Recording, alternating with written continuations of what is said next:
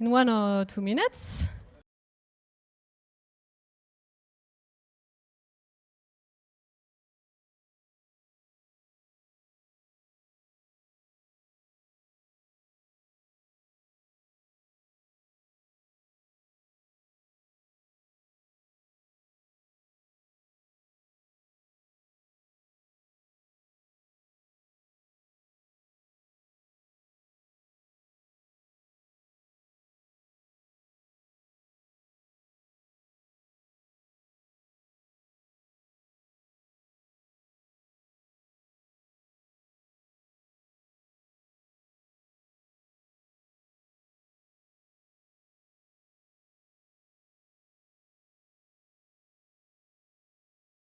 I hope you had all a good lunch. I hope you're not too tired. I hope you will be awake for this final session and that you still have some energy available. Some people told me they would like this to last 4 days, so I guess you're still full of energy because of that. You will be ready to go for even more. I just wanted to highlight that there is this fresque, this chart that we are putting in front of the tables where you are picking the food every day. Actually, you can go on the side of the chart of the table. It's kind of forbidden, but actually you can go and read what's written. Those are the main takeaways of all the sessions we are collecting there. And you will see that it's full of good ideas, good questions. We really encourage you to have a look at that.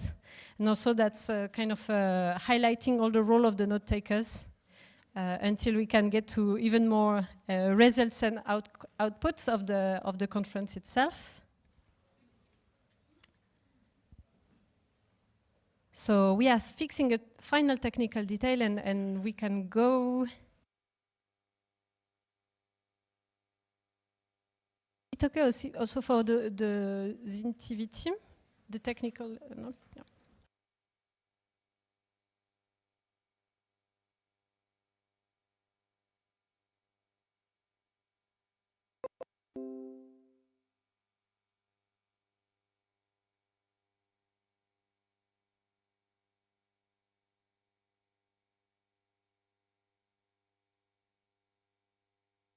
Right, we are ready to go.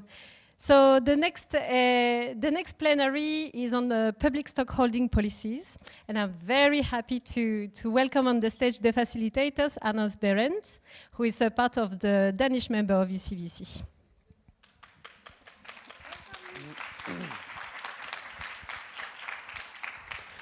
Thank you.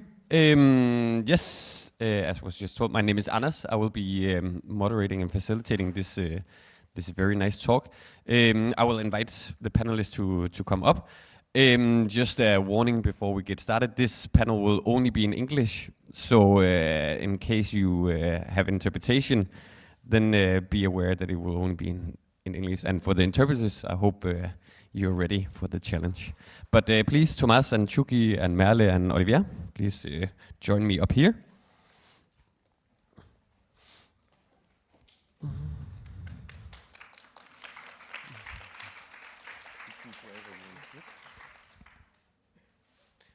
Yes, so while they come up, I can introduce them. So here we have Thomas Patriota, who is head of international affairs of the Ministry of Agrarian Development and Family Farming, Brazil.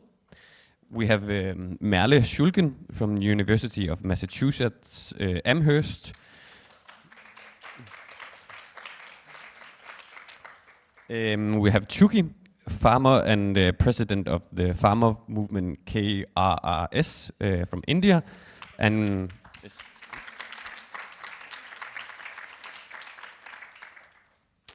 and lastly, but not least, we have Oliver de Schutter, Special UN Rapporteur on Extreme Poverty and Human Rights, President of the International, or Co-President, I think it is, of the International Panel of Sustainable Food System Experts.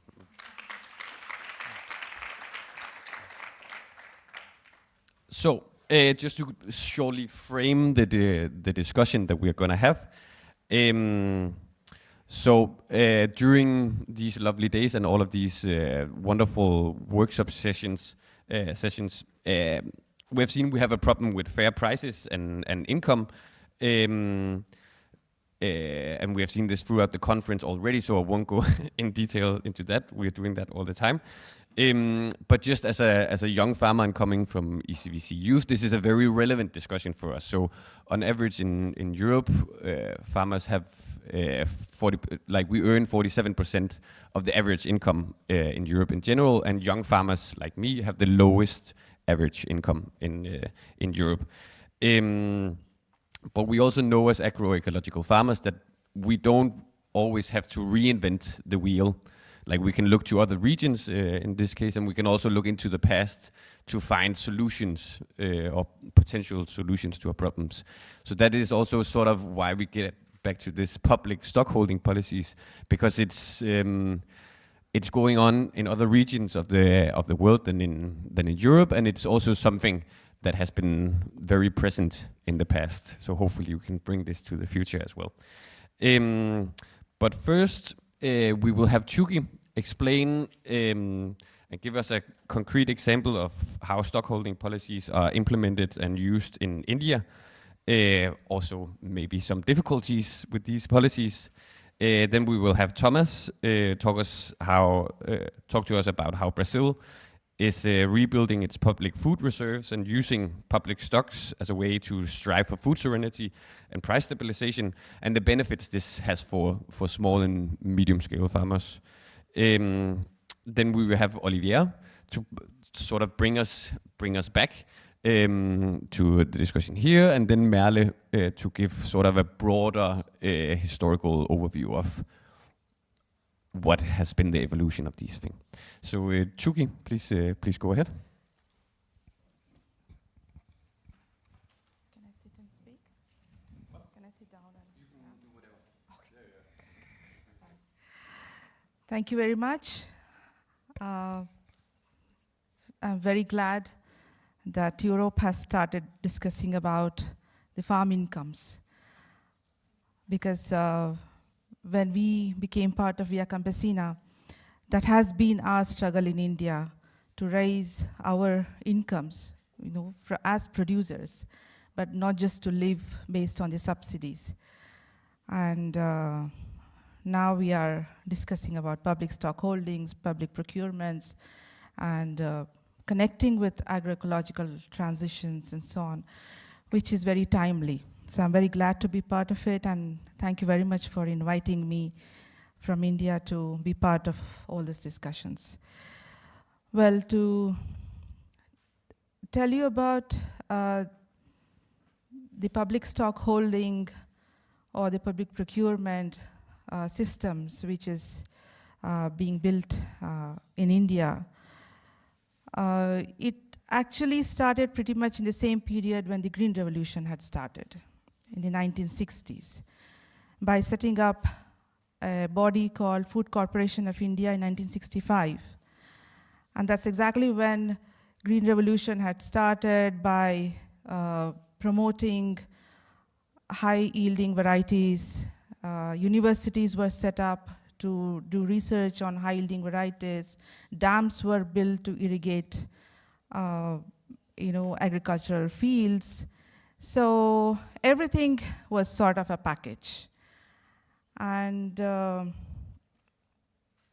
I would like to mention this very importantly, because the whole idea or the whole approach to public stockholding started with increasing of the production, not increasing of the farm incomes. So there was increasing of the population, so we needed more food, so we had to grow more, so we needed high-yielding varieties, so we had to distribute food. So today, after so many years, we have a very nice mechanism, price support mechanism called the minimum support price. And minimum support price gets declared for 26 crops altogether.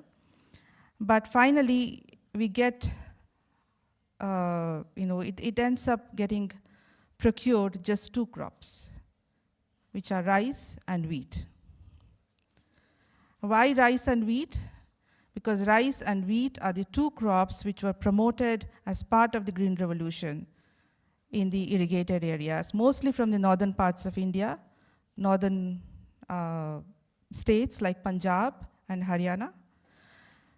And Punjab is a state, 98% of its rice and almost 80% of its wheat gets procured.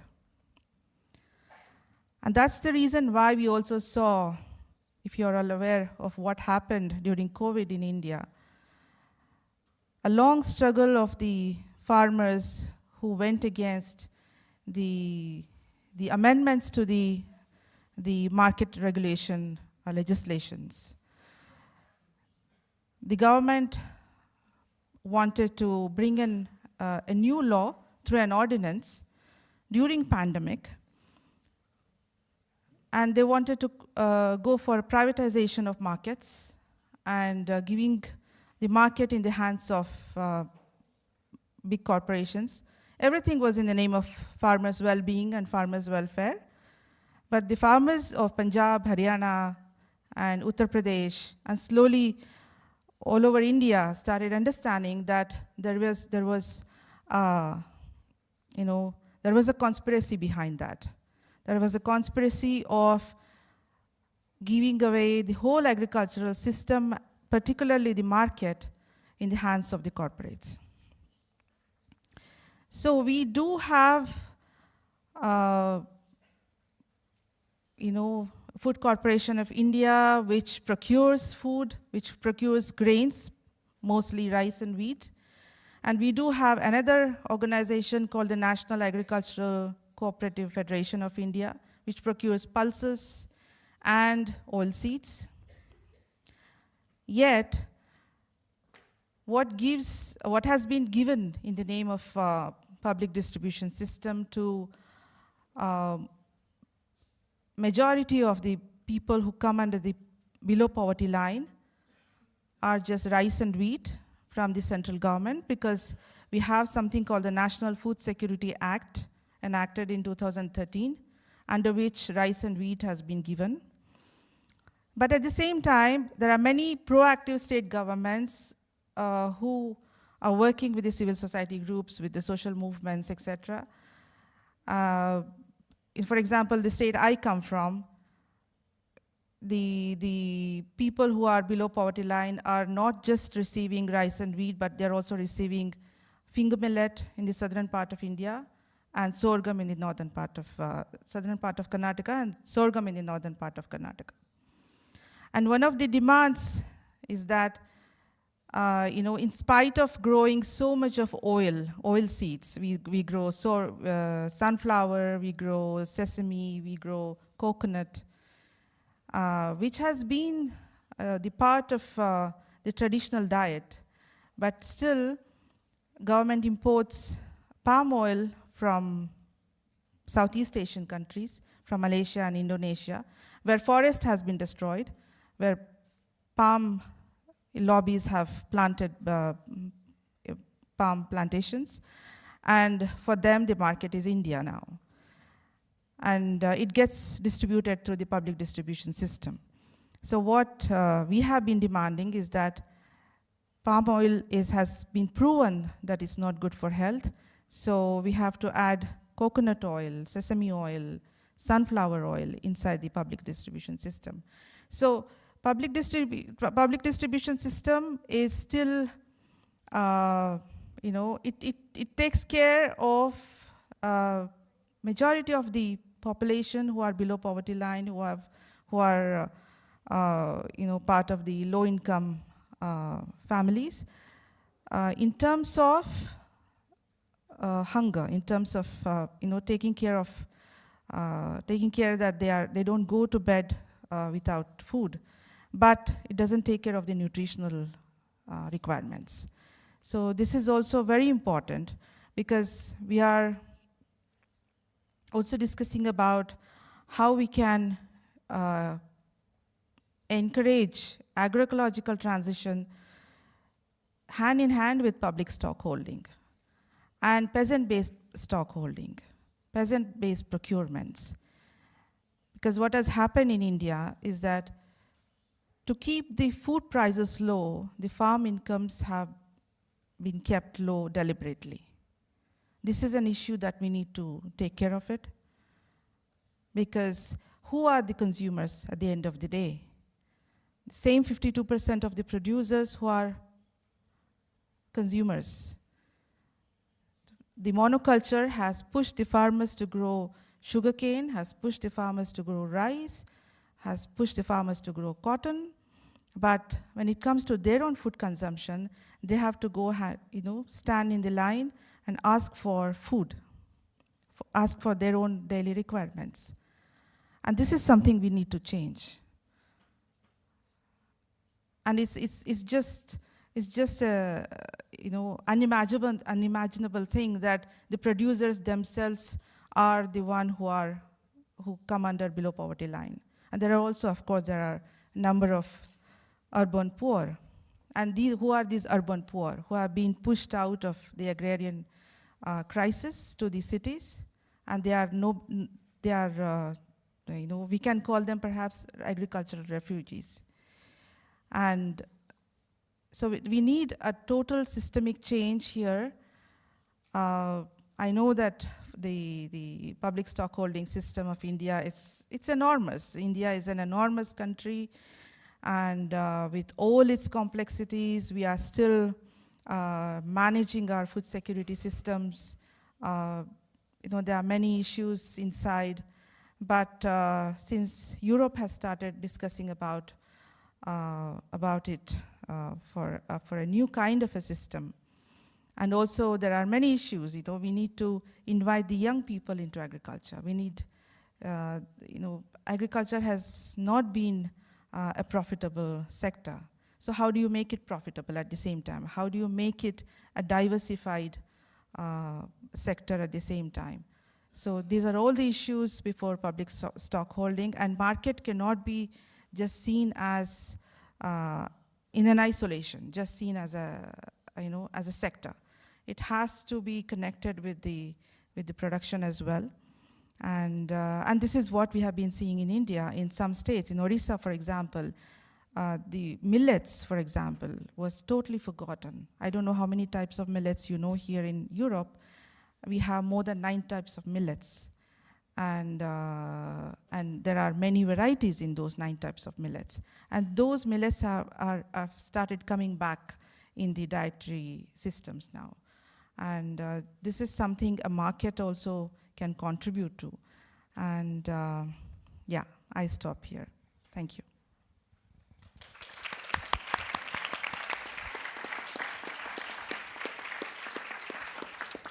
Thank you, Chugi. Thank you so much for this wonderful insights. And yeah, of course, we will discuss it more in depth and in detail afterwards. But I think it's really interesting to see. Okay, there is like potential with this, but it's like it needs to be combined with other policies and practices and stuff. So it's hopefully this will be possible and very interesting. And maybe, Thomas, you can share some light on the Brazilian context and how you work with it. And you have a presentation, I believe. Thank you.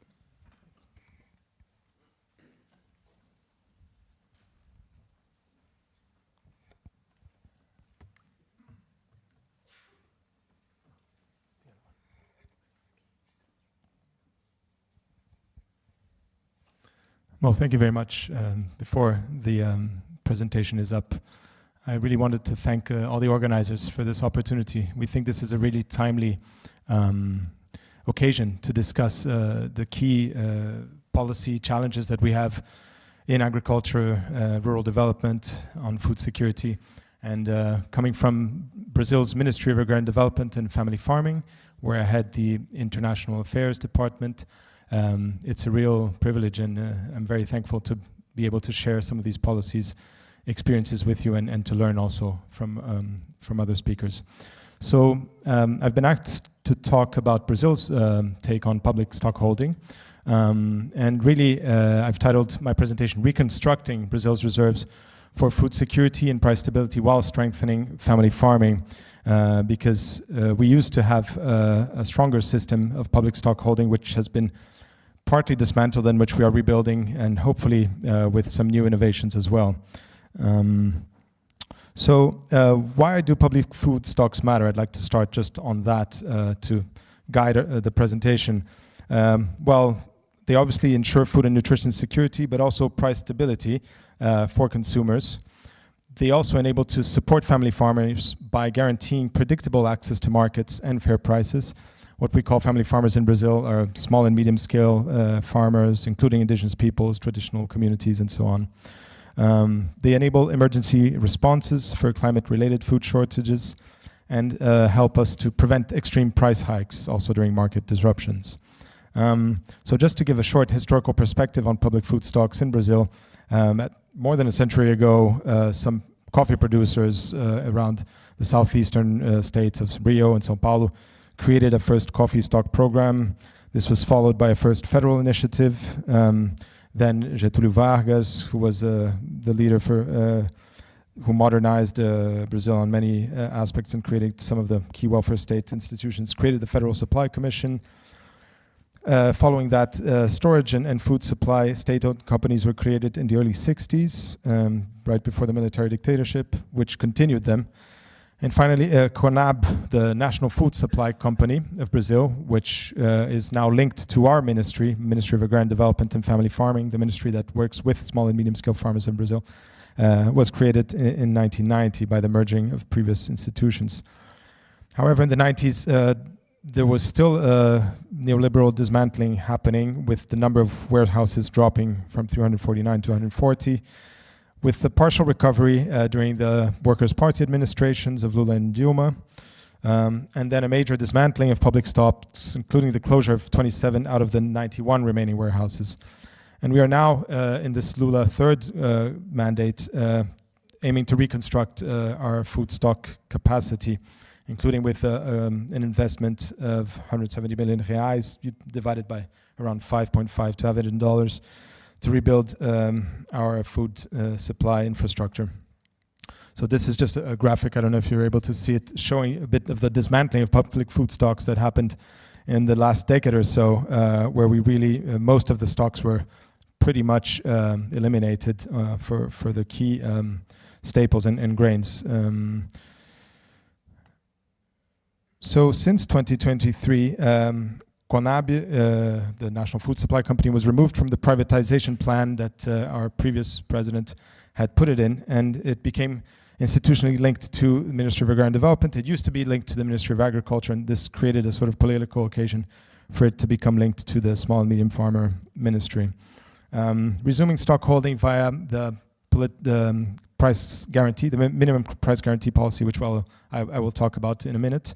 Expanding storage capacity by 900,000 tons, increasing the federal budget for the storage network, including storage recovery, maintenance, and modernization, and the National Development Bank funding that I mentioned.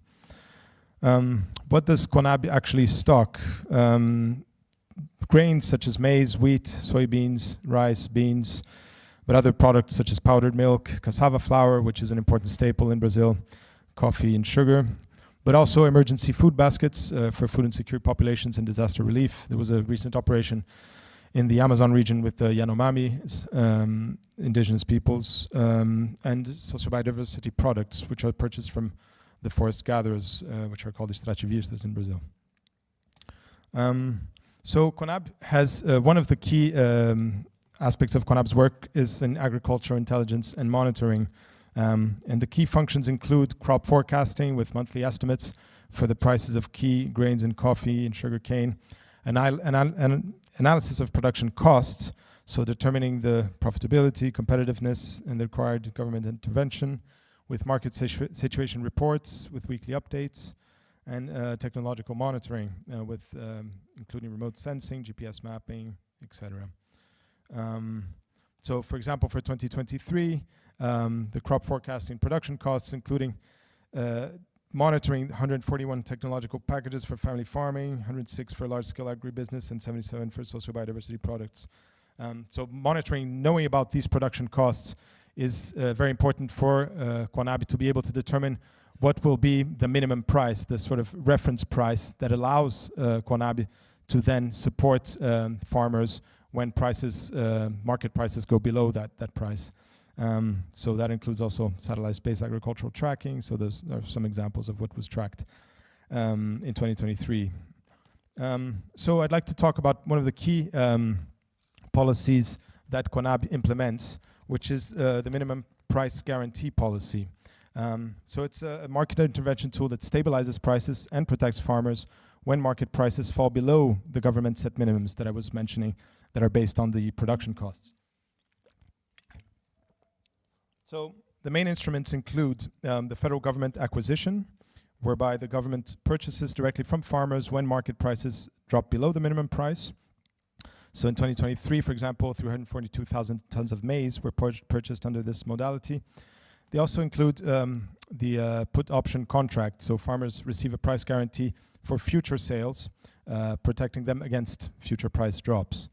It includes also mechanisms for price stabilization without necessarily going through stock holding, but where CONABI basically either provides a subsidy to the buyers. So for example, agribusinesses or cooperatives that purchase from farmers at the minimum price and then transport the food to deficit regions. So that allows to prevent oversupply and stabilize market. So that's the grant for product flow, as it's called. And similarly, there's also a direct compensation to farmers who may be selling below the minimum price if prices are depressed, as happened recently in Brazil with wheat and with rubber.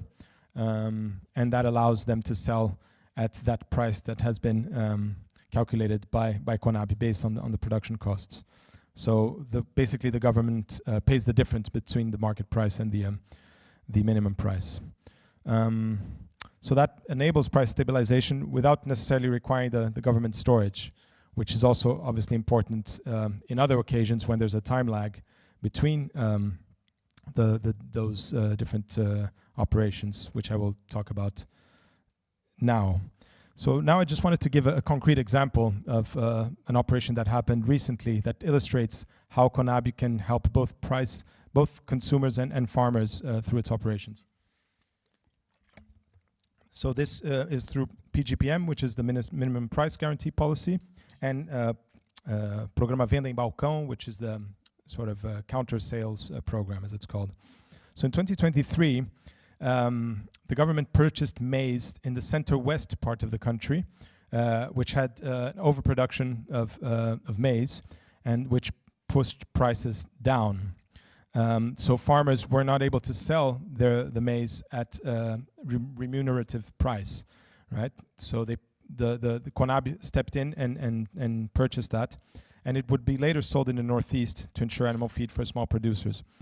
So the problem was that prices were falling in the center-west, overproduction, and months later, the prices of maize were too high in the northeastern region, which is the semi-arid region of Brazil, because of droughts.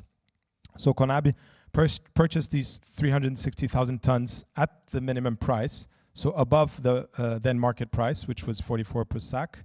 So the minimum price was 44 per sack.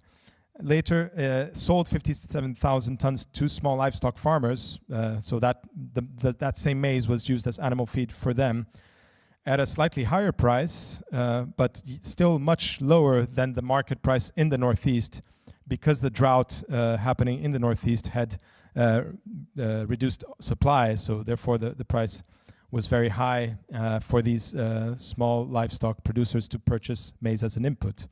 So you basically have a win-win-win situation where you can guarantee income for the center-west farmers where there was overproduction. You guarantee accessible animal feed price for the northeastern small-scale livestock farmers because of the droughts. And it also helps to finance CONABI's own operations via the resale, given that they resell it at a slightly higher price, which is still much lower than the price that was being at the market price in the Northeast.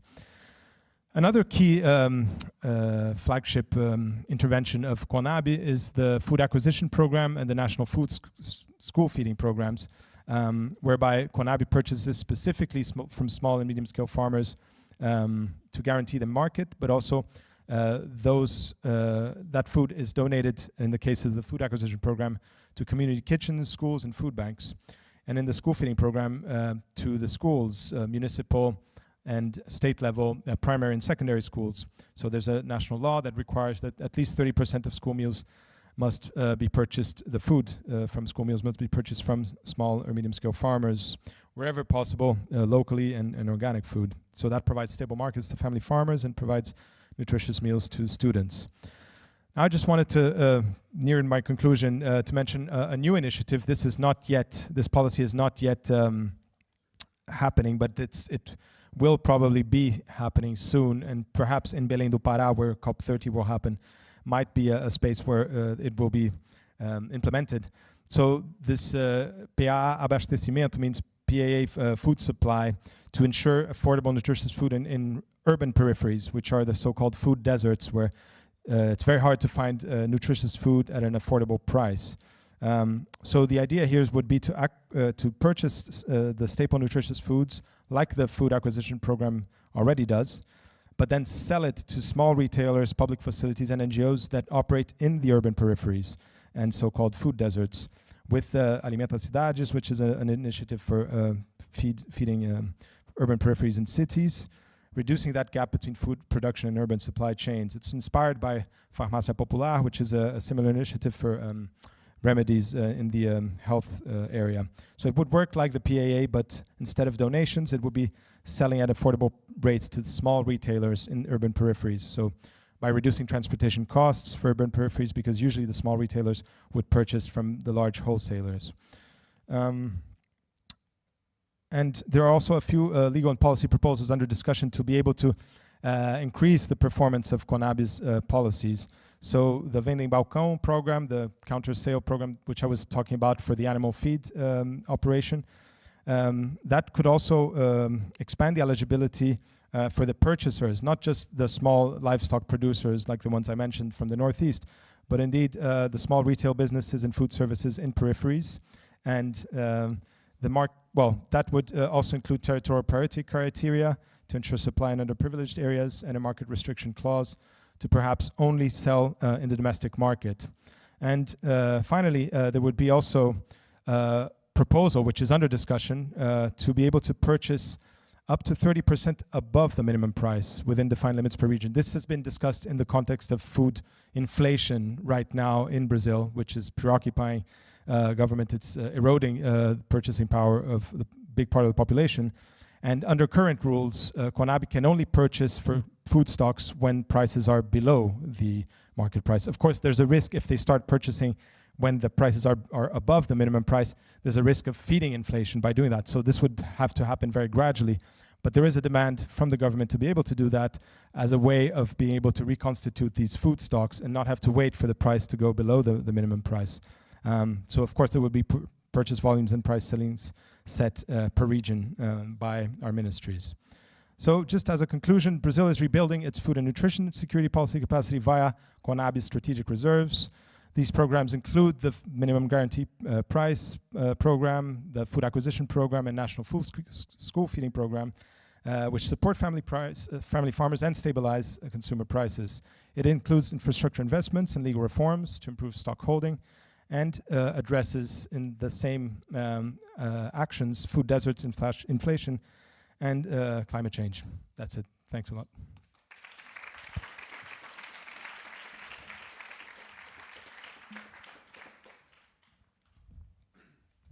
Thank you so much. Thank you for this nice tour de force of the CONAB and Brazil's context.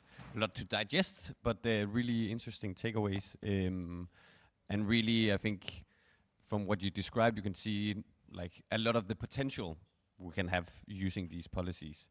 I will go straight ahead to you, Olivia, so we don't waste too much time on idle chatter, so we can have space for discussion afterwards.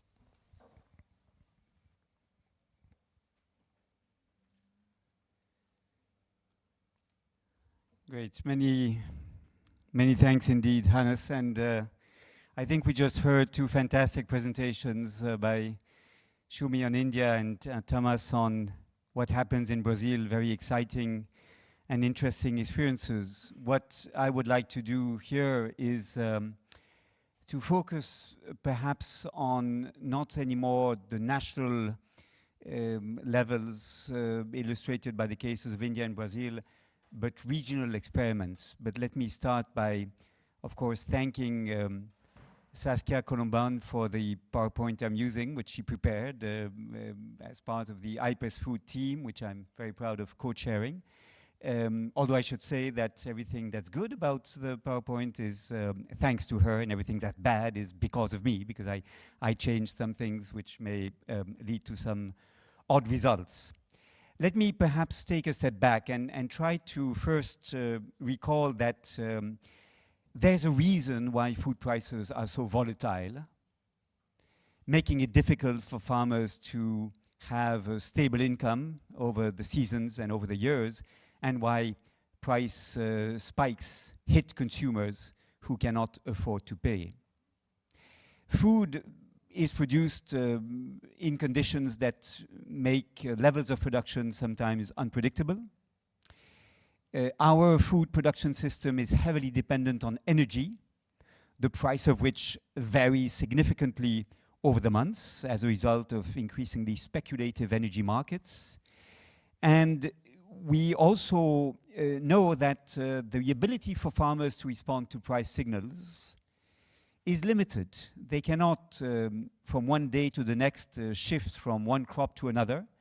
And there's a time lag between when they receive the price signals, indicating that they need to produce more of one particular stuff, for example, and when they can actually deliver on those signals.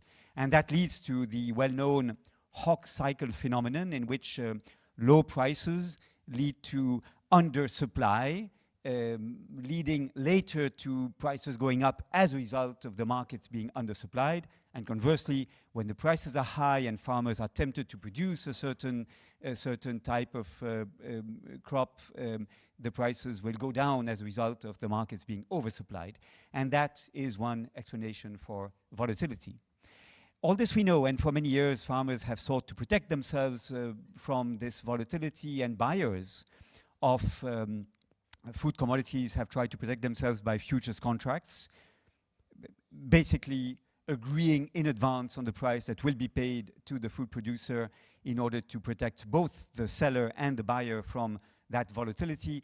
Unfortunately, this led over the past 20 years to a greater financialization of markets, leading to worse volatility rather than limiting this phenomenon of price volatility. Now, in part, in order to answer these challenges, in the 50s and 60s, many countries in the developing world tried to intervene on the markets by marketing boards, by strategic reserves being set up, by public stockholding of various sorts. And those were one way to essentially provide cheap food for urban populations in a context in which these countries were trying to support industrialization policies. And that was more often than not at the expense of the farmers' ability to thrive. In fact, the only farmers that were really supported were those exporting commodities on global markets in order to finance industrialization. That was what happened in the 50s and 60s. And the 80s were the counter-movement. In the 1980s, in part because of the concerns about the cost to governments of maintaining these systems, there were pressures put on governments to dismantle whatever market interventions they had put in place in the 50s, 60s, and 70s. And one turning point in this regard was the report published by the World Bank, the World Development Report 1982, that basically said that farmers should be able to be guided in their production choices by price signals from the market, and any distortive policies that might make it more difficult for them to adapt to these signals should be treated with great suspicion. And the World Bank in this report, inter alia, was very skeptic about the marketing boards that many countries in Africa in particular had been setting up, in part because they were costly to maintain and because they were not well managed by those in charge. So now we are returning to these ideas in a very different context, a context that is characterized by geopolitical instability, so that many countries realize that they cannot continue to rely on long supply chains to feed their populations. They realize that the markets will be increasingly volatile in the future as a result of evolutions on the energy markets and the increased financialization of food markets, and they realize that perhaps these market management policies could be something that should be re-explored. And that is what we are seeing now. In fact, countries are now replenishing their reserves. They are returning to the use of public stock holding techniques in order to reduce price volatility that is detrimental to farmers' ability to produce in right conditions, to pay back their investment, and which is, of course, detrimental to low-income households impacted by high prices. And the context that I recalled is one reason why governments are taking interest in those market management techniques. Now, in a paper that IPES Food is releasing these days, we distinguish different market interventions that governments may resort to. They can establish emergency stocks that will be released in times of food crisis to allow populations to be fed in those times of crisis, for example, following floods or droughts or other natural disasters. We also have the maintenance of food stocks in order to provide cheap, affordable food to populations that are below a certain poverty line, and that is what Shumi described for India, for example. Households that are below the poverty line receive subsidized food items, particularly rice and wheat, and that concerns some 2/3 of the Indian population. And then we have buffer stocks that seek to basically reduce volatility by buying from farmers when prices are low and selling on the markets when prices are high to mitigate the impacts of price volatility. Now, I would like to describe in somewhat greater detail, given that Shumi has covered India, the experience of Western African countries within the Economic Community of West African States, ECOWAS, that since 2012 has a system of regional food storage. How does this work? Well, the ECOWAS countries have their local system of establishing food reserves, national food reserves, to basically protect themselves from crisis situations. And they set aside part of those reserves in order to support neighboring countries from the ECOWAS economic community when those countries face a crisis. And in principle, 5% of the national food reserves are mutualized, if you wish, allowing each country to reduce the level of stocks that it must maintain in order to meet a particular emergency situation. And in principle, those countries would pledged to source as much as possible from producer organizations, bringing together small-scale farmers. In practice, that has been more difficult to achieve. What has worked in this system is that it allowed those countries regularly hit by droughts, by conflict, by floods, to react in the face of crisis. And we have, since 2012, we have witnessed 19 interventions of this regional food reserve in support of Mali, Nigeria, Niger, Burkina Faso, and Cabo Verde. And that regional solidarity has been proven to work. And when I was hearing what Thomas was saying about Brazil, in fact, the solidarity between the farmers in the central western part of Brazil and the poor households in the northeastern part of Brazil, it's also, if you wish, an interstate solidarity of that same sort. So it has been promising in this regard, right? This mutualization of natural food reserves. What has been less promising is the ability for food producer organizations to supply those food reserves. They were not able, if you wish, to increase levels of production to respond to the demand, so that most of the food reserves were maintained by buying from private traders instead. And the system today is at great risk because 3 major countries, Niger, Mali, and Burkina Faso, have left ECOWAS and represent more than half of the total food reserves that have been established in the region. So I think this is an opportunity for us to reflect on what happened. We have the examples of India, of Brazil. We have the example of ECOWAS in Western Africa. Clearly, this is a useful tool to reduce price volatility. I see it coming. I'm prepared to close. Thank you very much. It's a way to maintain farmers' incomes and to ensure that low-income households will not be impacted too heavily by price spikes.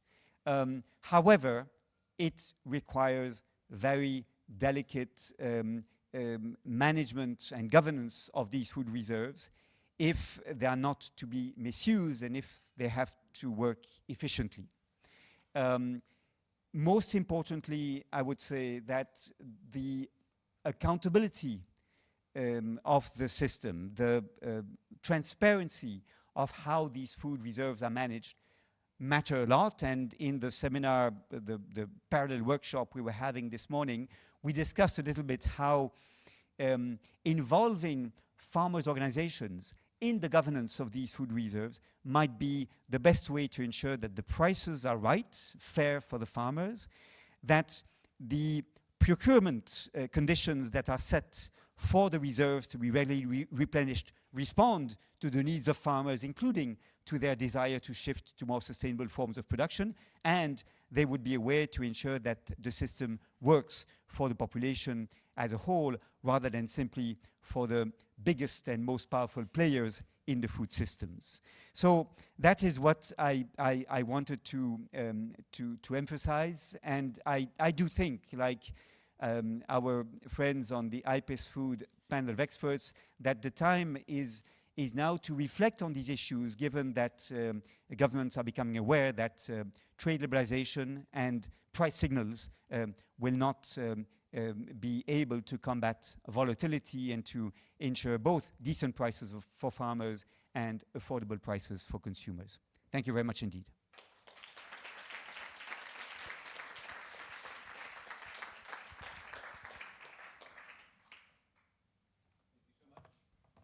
Is this, yeah? Thank you so much, Olivia. Yeah, really interesting and also nice to see the last slide. What does the future hold for us, or like how can we work on this? It's always nice to get more concrete and specific in the way that this is something we want to work for. So we need to figure out direct points to work for this. So it's really nice, and I think have an interesting discussion afterwards on these points. So thank you. And now we have Merle from University of Massachusetts, who will explain a bit of the history as well, and specifically on buffer stocks as well. So thank you so much. Yes, thank you very much. I think there will be some overlap between my presentation and Olivier's. So let me just say I will try to focus more on giving the macroeconomic context of the periodization he's presented, and kind of making a plea for global coordination of the strategies, even if they happen at the regional or national level, like we just heard. And the work I'm presenting is based on a working paper that is uploaded together with Professor Isabella Weber. So,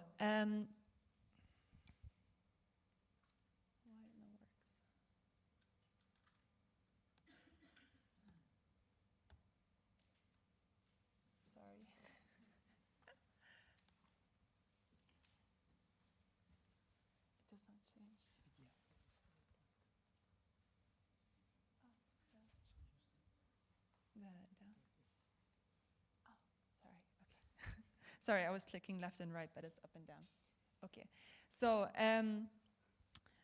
right, so I will take you to a brief history of 3 stabilization paradigms that we've seen at the global level in the 20th century.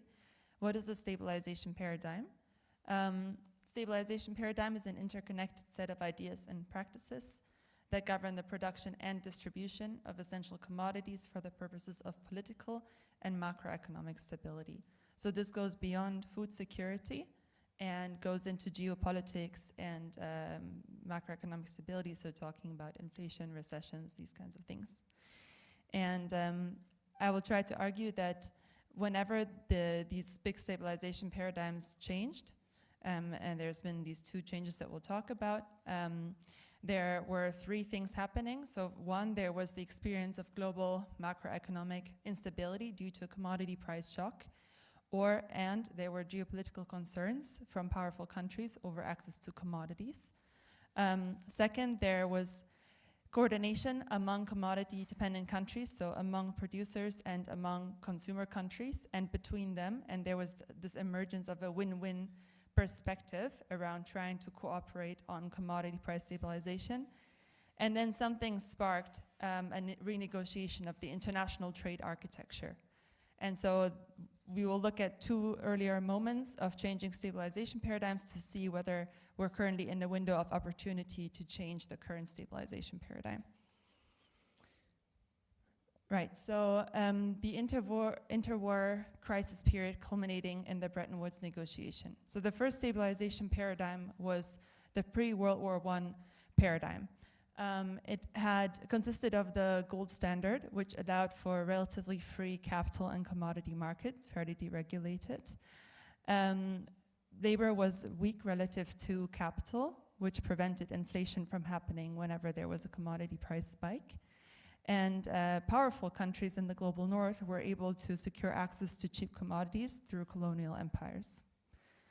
But these conditions changed after World War I, as the labor movement in the global north became more powerful.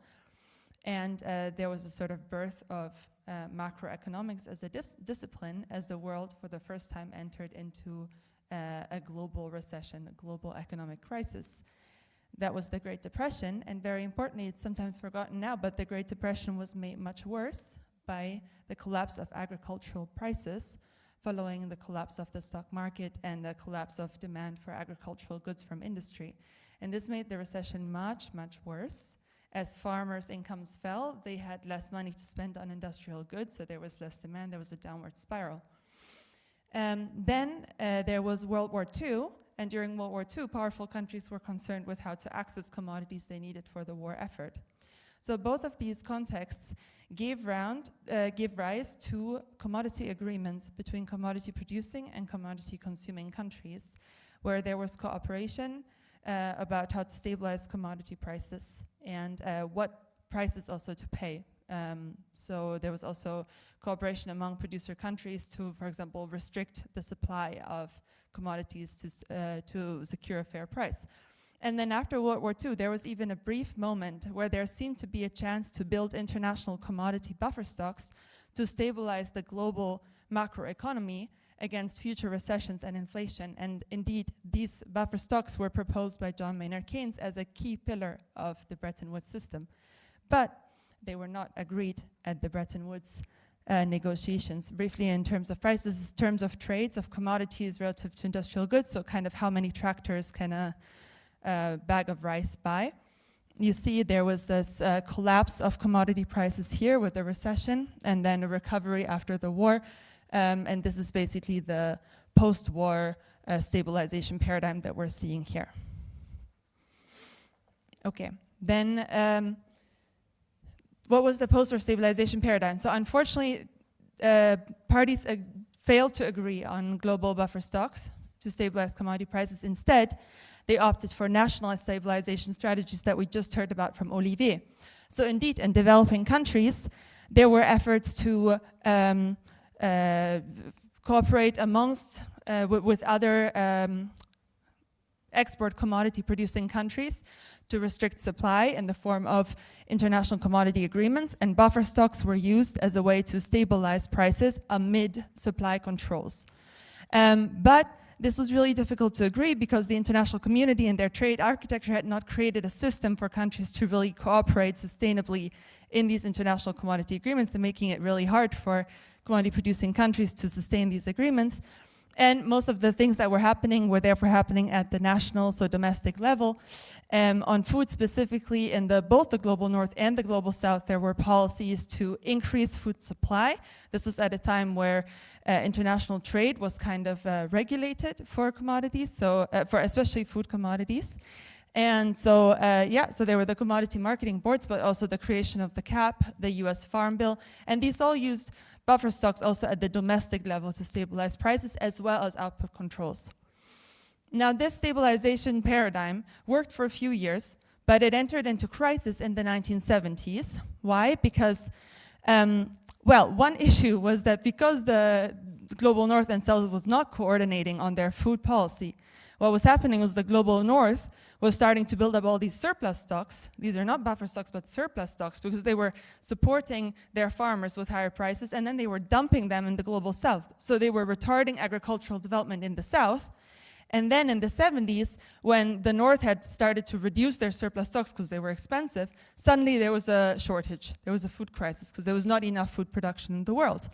This coincided with the oil price shock and led to the 1970s stagflation crisis, where you had stagnation and inflation at the same time. That was the end of this stabilization paradigm. Again, there was a window of opportunity where the new international economic order, developing countries leading the force, proposed we should bring back the international coordination of commodity price stabilization. We want better international commodity agreements with truly fair prices, and we want you to cooperate with us to stabilize commodity prices.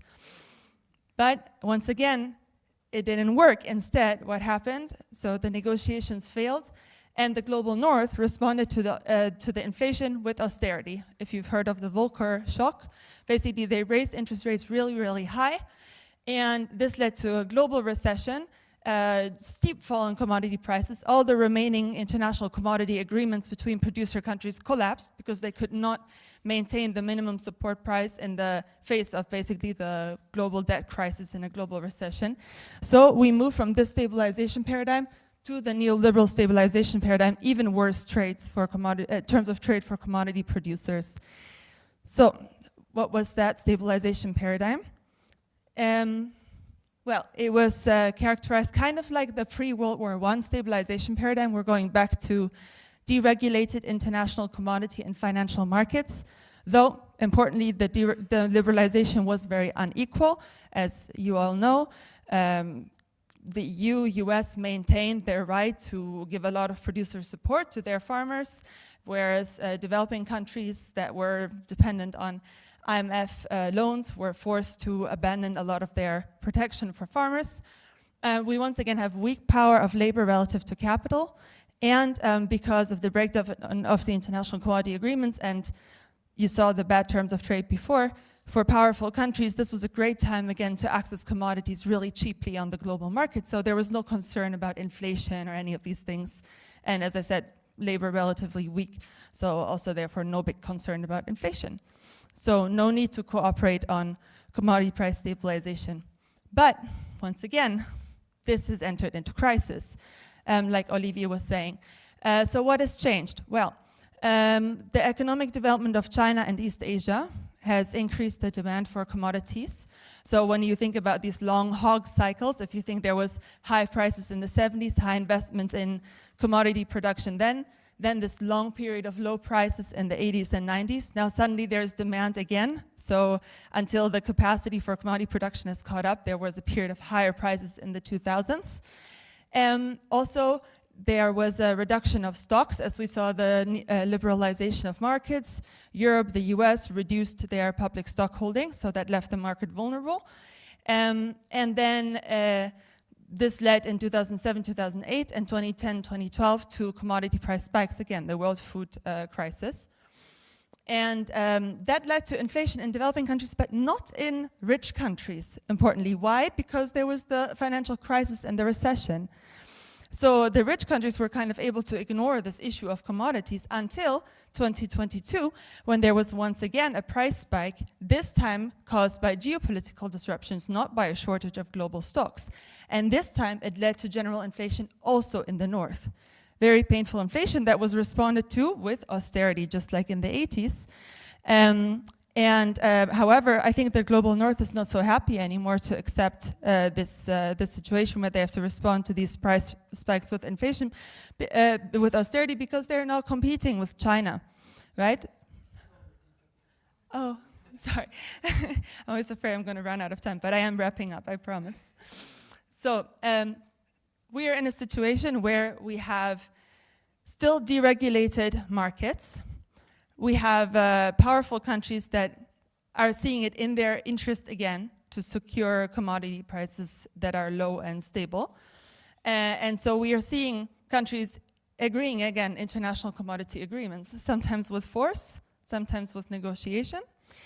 And we have discussions about reforming the international trade architecture and market regulation, also about food markets. So we heard already since 2007-8, there's been moves, especially in developing countries, at the national and regional level to take some distance from this liberalized international system. And now with the G20 presidency of Brazil and now South Africa, we're also seeing discussions about doing this at the global level. If you will give me 1 minute just to conclude, this is the current period. What is our proposal? Well, I just want to make a pitch for international coordination on the strategies.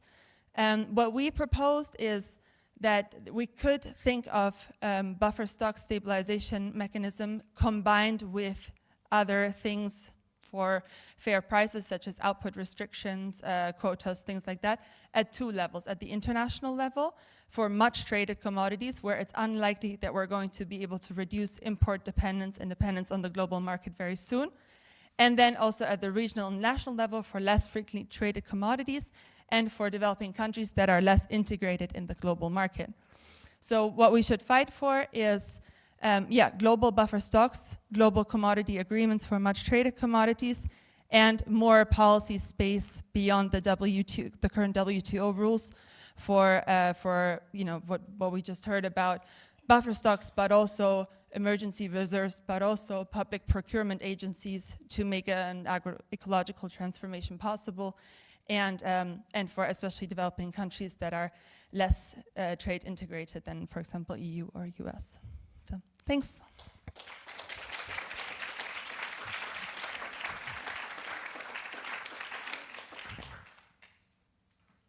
Thank you so much. So we have around 25 minutes, and I will have a few questions for you, but you're also more than welcome to comment on each other's contributions and also ask questions. And then I hope, if we only do a few, that we might be able to open up for the room here as well.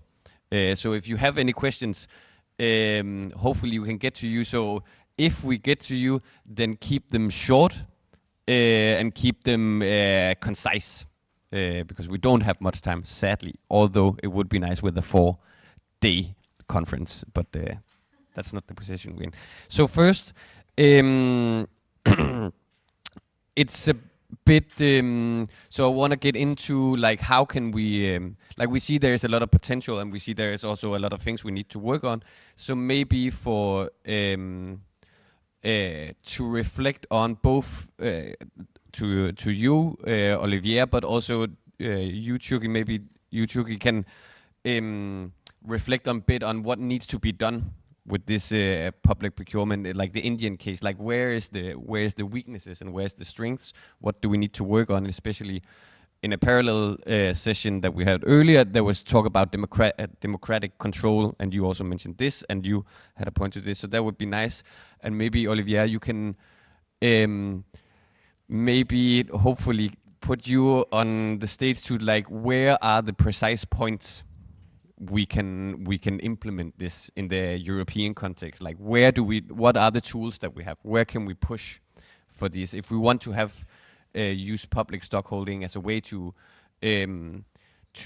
achieve a minimum price, but also this agroecological transition. I hope they make sense. Thank you. You decide who.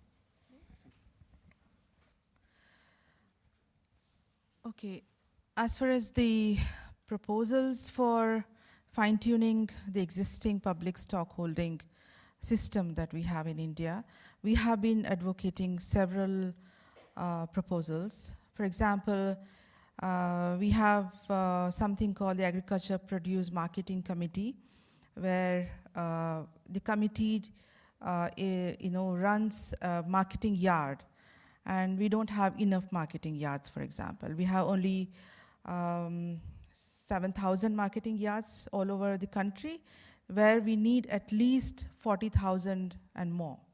If we want to have a marketing facility approachable for the farmers, if we want to have it at least in the radius of 5 to 10 kilometers, we need to have more numbers of marketing yards. That's one thing. The other thing is the minimum support price is just an empty slogan in India. Minimum support price gets declared for 26 crops, out of which, as I already told you, only 2 crops gets procured. And it doesn't get procured very easily. It gets, after the announcement of the minimum support price, the farmers or movements have to struggle, have to protest, to start procurement centers. And procurement centers are, they don't open the procurement centers timely. For example, just 2 weeks ago, I was in the villages of northern part of Karnataka, where sorghum has been piled up. And in case of untimely rain, all the sorghum will go waste. So there are this kind of issues. So timely intervention is very important. And legalizing the minimum support price is the most important thing. Also in terms of rice and wheat, in the case of rice and wheat, in many cases the market doesn't really respect the minimum support price.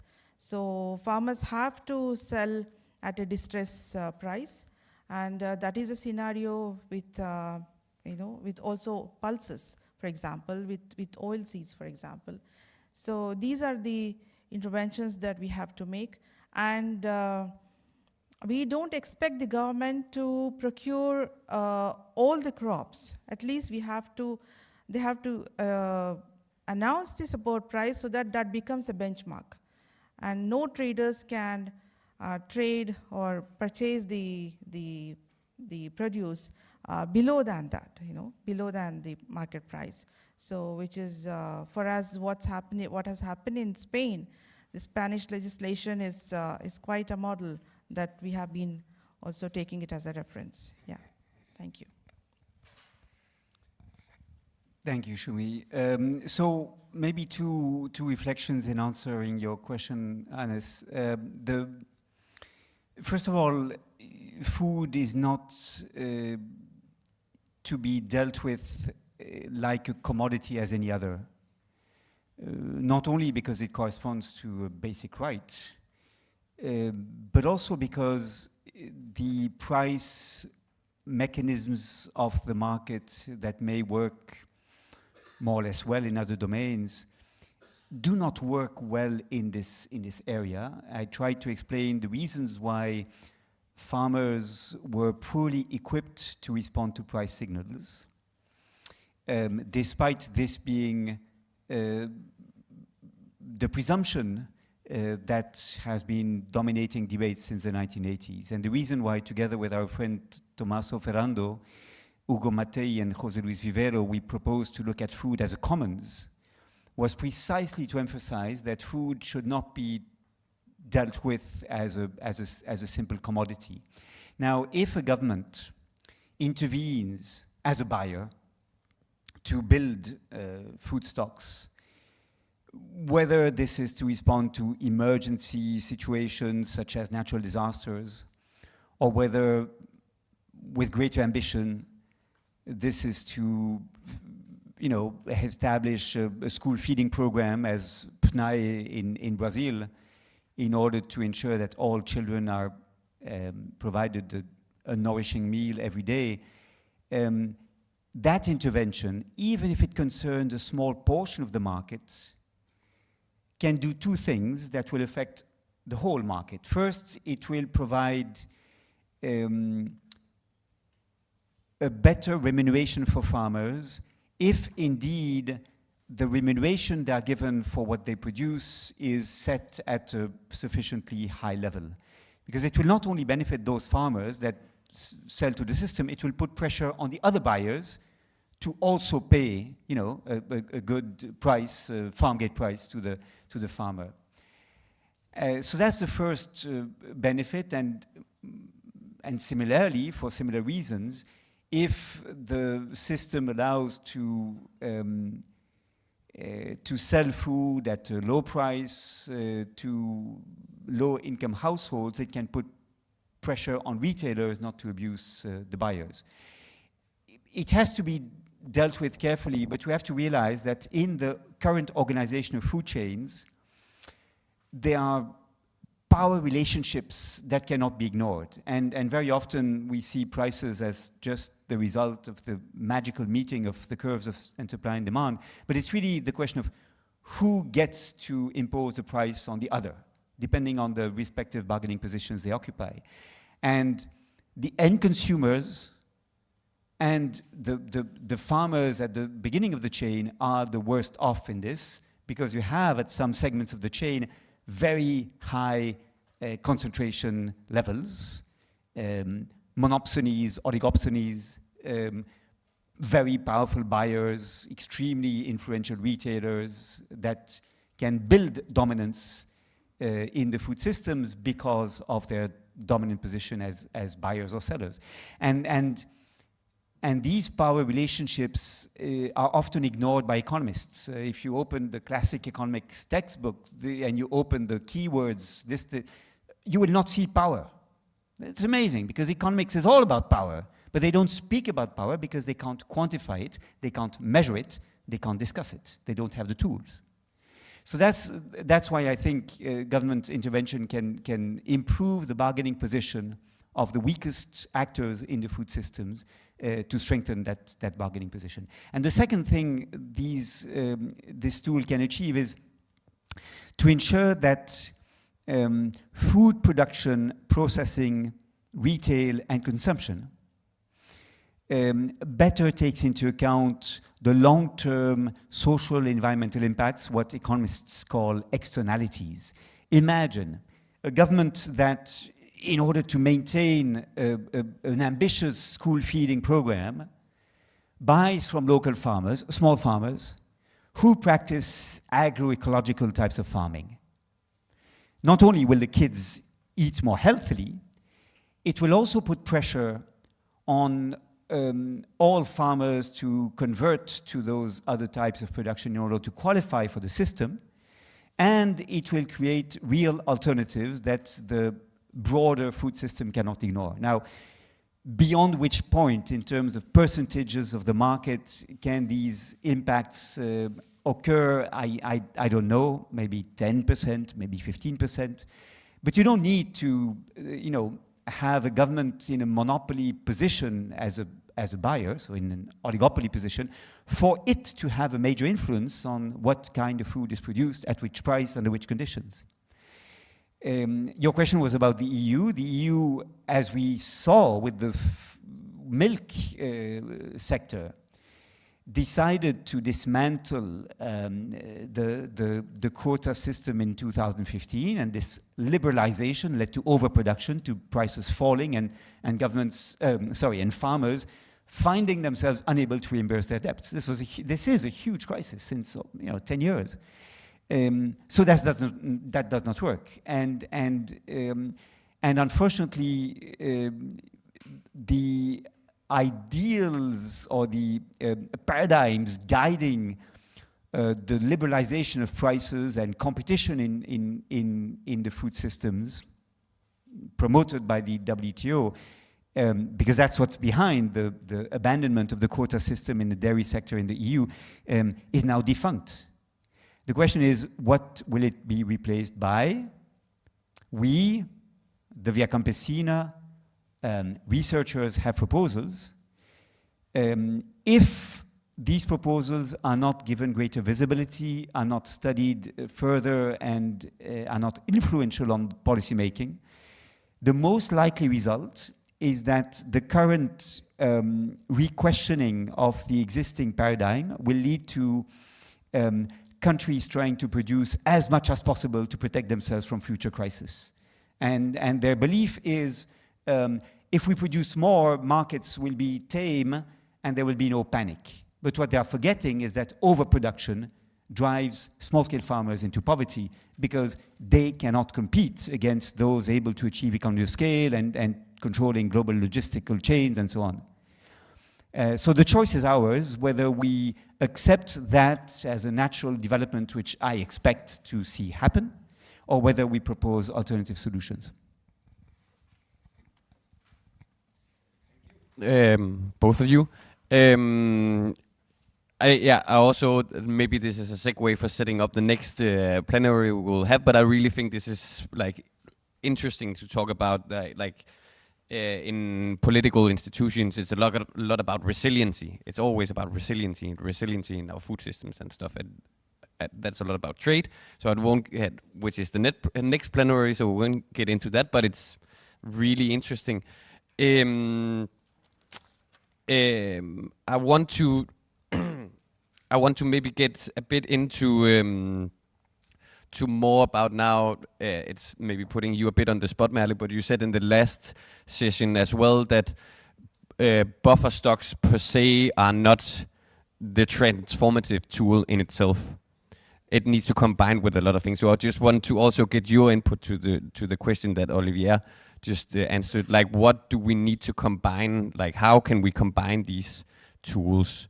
So the sort of to use the institutions that are maintaining the buffer stocks, like how can we push them, or like what should they be combined with to hopefully ensure an agroecological transition? Yes, thank you. Yeah, I think sometimes when we talk about public stockholding, there's some muddling of terms, and we talked about it in the last presentation, in the last workshop, that there are buffer stocks that are primarily aimed at stabilizing prices around some market price, and then there are emergency reserves that don't try to stabilize prices. They are more just for, giving aid in emergencies, and then there's public procurement of various types, and a public buffer stock can do all these things, but we need to be clear about what we are doing. So in my mind, the way I think about it is that if you want to stabilize prices, you have to do it at the level of the market that you're trying to stabilize. Therefore, I said we should think about it at multiple levels. So we should think about what do we do with globally traded commodities where we want to maintain global trade, if we want to maintain it, at least in the short term. I think for some countries it will be very difficult to get over the import dependence on food that has been created by colonialism and the system of dumping that has taken place over the past century. So we need something there, and we need coordination with producers from other countries there, where we combine a global buffer stock with some form of commodity agreement with producers from other countries to avoid overproduction and to negotiate with them a transformation towards agroecology, things like that. And then at the national and regional level, for things that are less strongly traded, or for countries that already have lower trade integration, of course you can do this at a lower level. You don't need all this coordination. It would still be good, though, to coordinate with other countries to avoid you, for example, dumping your surplus stocks or them dumping their surplus stocks. So there again, it would be, as you said, a combination where you have some tools to stabilize prices. I think Thomas explained it brilliantly. There's some mandate for price stabilization. There's some mandate for basically subsidizing through the price mechanism for transformation. And then there are, like Olivier was just saying, some tools where you intervene to change market power along the supply chains, things like that. Yeah. Thank you. So now we have more or less 10 minutes. So we will open up the room if there's anybody that had any questions, then Kantang will run around with a microphone. So please raise your hand if you have anything you would like to ask. Yes.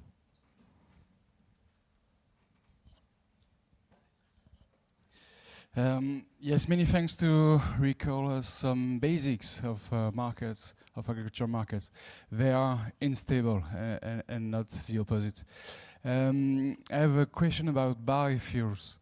As you know, there is when there is a gap of 2, 3, or 4% between offer and demand, there is very high spikes of prices.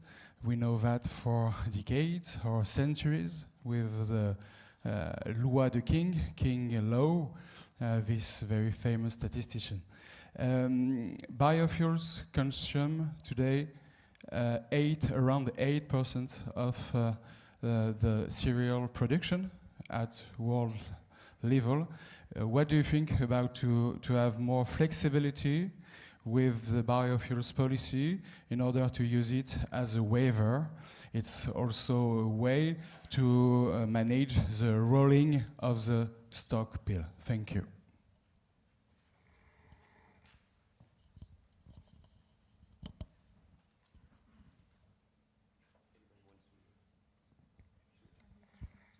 We can take more questions and then we collect a few more and then maybe have some reactions afterwards. Okay?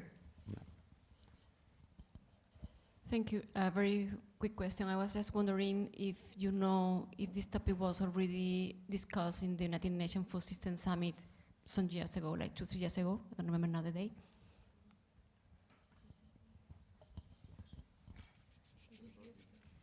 Can you maybe afterwards go back, because I think we need to repeat the last your question. Just there was a bit of uncertainty of what it was.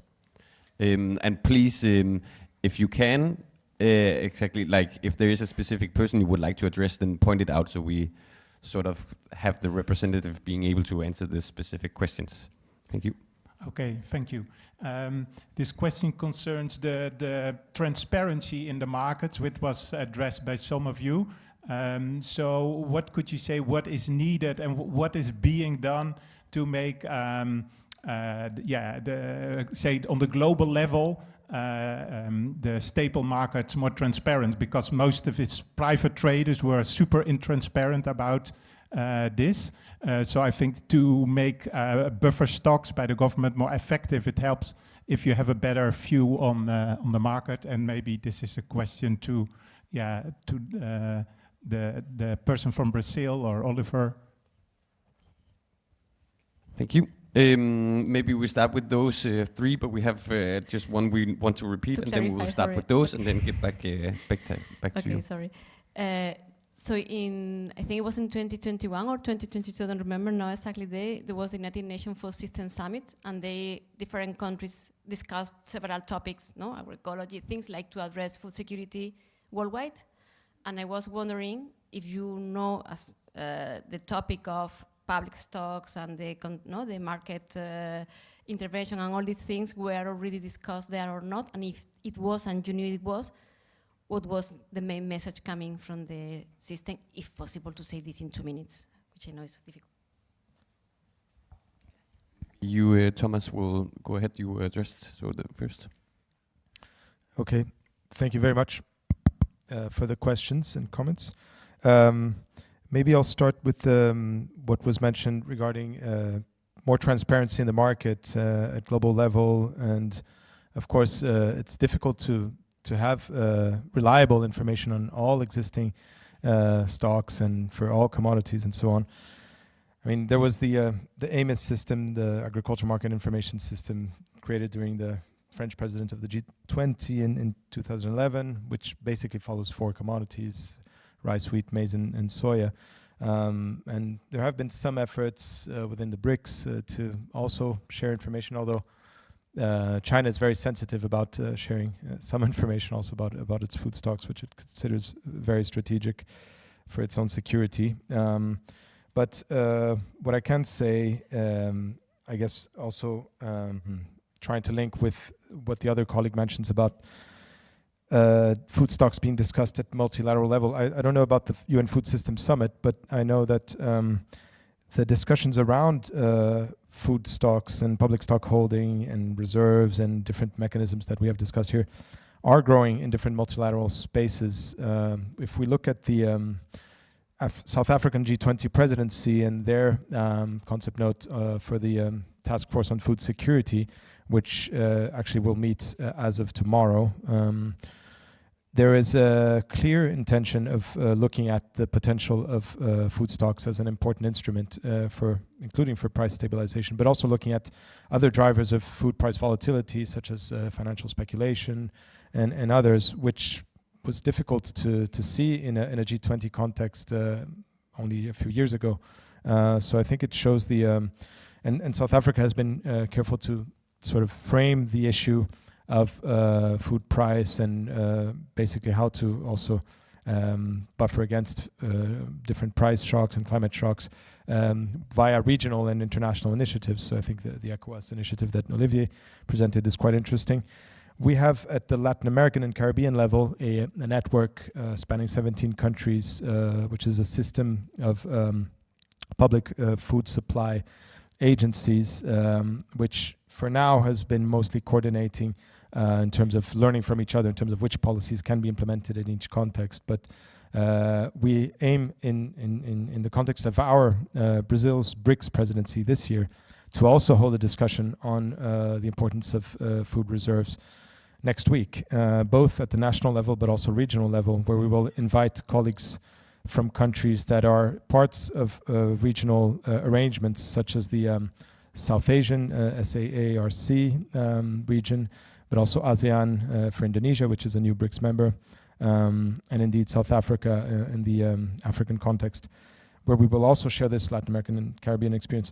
So I think, I mean, these initiatives in a way help to bring this debate into the multilateral space, even though they may not have yet reached the level of density and transparency that they should have, especially at the more wider multilateral level, such as FAO or indeed WTO, where the question of public food stocks is central and is seen as a major stumbling block because it's a taboo for many agro-exporting countries such as mine.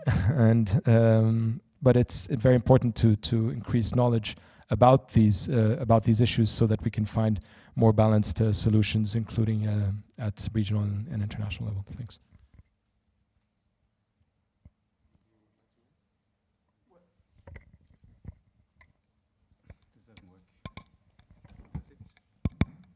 It does. No, just maybe two reflections on these very important and difficult questions. One on the agricultural market information system. Thomas rightly recalled that this was established indeed in 2011 at the request of the G20, based on the realization that the food price spikes of 2007, 2008, and again in 2010 were largely the result of speculation on the futures markets, on the markets for derivatives on food in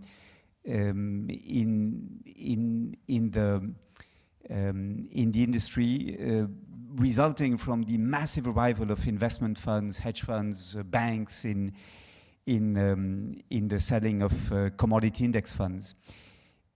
One major weakness, however, of the AMIS system that is meant to reassure the markets by avoiding a panic-driven reaction based on the perception of scarcity, is that the private sector is not contributing.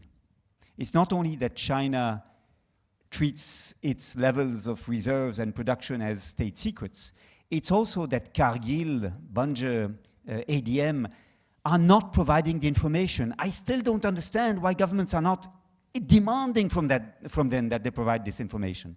So AMIS is important. It has, I think, avoided some crisis since 10 years, but it is incomplete. And that, to me, should be an absolute priority to avoid bubbles forming and exploding as a result just of,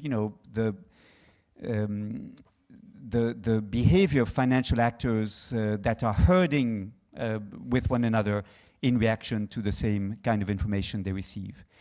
There was the first question on biofuels, very difficult. I think it's a question that comes from a real problem, which is that when you have a system of food stocks, reserves, you need to, at some point, get rid of what has been stocked, right? Because you can't preserve it indefinitely. And historically, we have seen instances where, for example, the EU has exported on the local markets of developing countries the mountains of butter that it was unable to sell here, and has been practicing dumping on the large scale, destroying the food systems in developing countries and the small farmers there. That should not be allowed to happen. But then what do we do when the reserves are not used? And one proposal is to recycle the stuff in biofuels. Now, it may raise technical issues which I'm not competent to discuss, but the big fear is that we create a system in which overproduction is seen as a good thing because we can transform this into biofuel, and that is a delicate equation to strike. Certainly, biofuels from the agronomic point of view, and because of the land use changes it results in, as we know, it has led to massive deforestation in some parts of Southeast Asia, from which we had to import the oils we were not producing ourselves for food because we were doing something else with our rapeseed and so on. So it's a very delicate and dangerous tool to use. But I do think that the problem is a real one, right? What do we do with these surpluses when they are not then put on the market because we are overproducing? So this is probably one argument for saying that food reserves should not be a substitute for supply management and for the reintroduction of a quota system.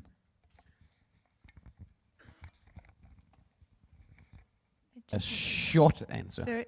Oh yeah, sorry. Yeah, very, very short on the transparency question and also related to the international negotiations. Just one word of caution. I mean, transparency is very important, but I mean, as you already said in your question, it doesn't substitute public intervention to stabilize markets and effect an agroecology transition. In fact, there was a food price crisis in 2007, 8, and 10 and 12, but the neoliberal stabilization paradigm intellectually survived this crisis amazingly. And part of the way it did that was that the focus was so much on speculation that the idea was, oh, the whole problem was just information asymmetry. If we just create more information, then surely the private stock providers, the private traders, they will optimally stabilize the global market, and surely, you know, with more trade integration, then all the developing countries can participate in this market, and we can diversify the harvest risk, and we will have great stability. And I think 2022-23 showed that this failed. So it's not enough to provide transparency, even if it's not perfect, but the private sector will not provide optimal levels of storage. The storage will not be located in the right geographic locations where, due to weather events, geopolitical conflict and stuff, we might see shortages. And definitely the private regulation of the market does not provide fair producer prices and does not give us an agroecology transition. So I think we should be very cautious with arguments that just more transparency will solve the problem, because in the past this has been used to defeat arguments in favor of actual market regulation through producer coordination and buffer stocks. Thanks. Thank you. So we don't get, sorry, we are out of time. So I will encourage the people who didn't get to ask the questions to contact the panelists.